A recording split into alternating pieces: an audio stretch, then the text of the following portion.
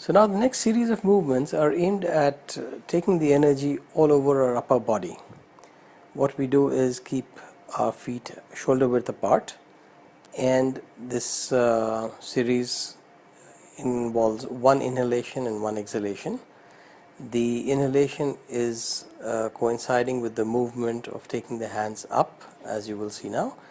As the hands go up, when your thumbs reach the level of the eyesight, you take the eyes up with the hands and you watching the palms right above your head.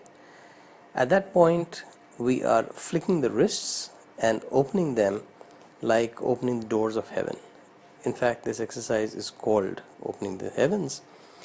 And soon as we've done that, we take a deliberate twist on either side and do 4 movements concurrently. The first of the 4 is you twist yourself back into the original position.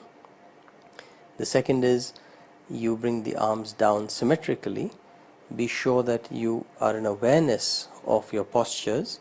You're in awareness of the line that your chest and your arms are making. It's got to be in a straight line. It's not like either arm is in front or behind. And both the arms are symmetrical with respect to each other.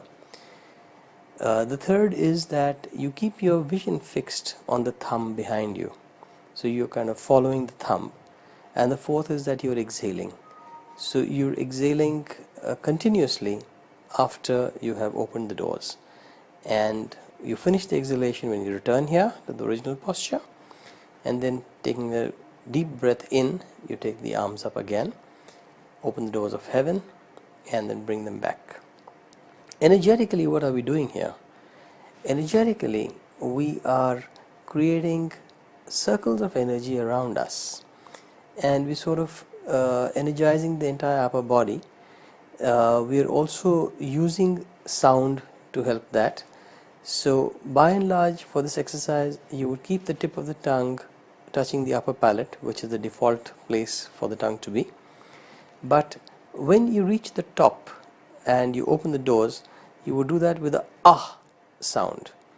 So this ah sound is the sound of the lungs, and it's good for building lung capacity, for activating the lung as well.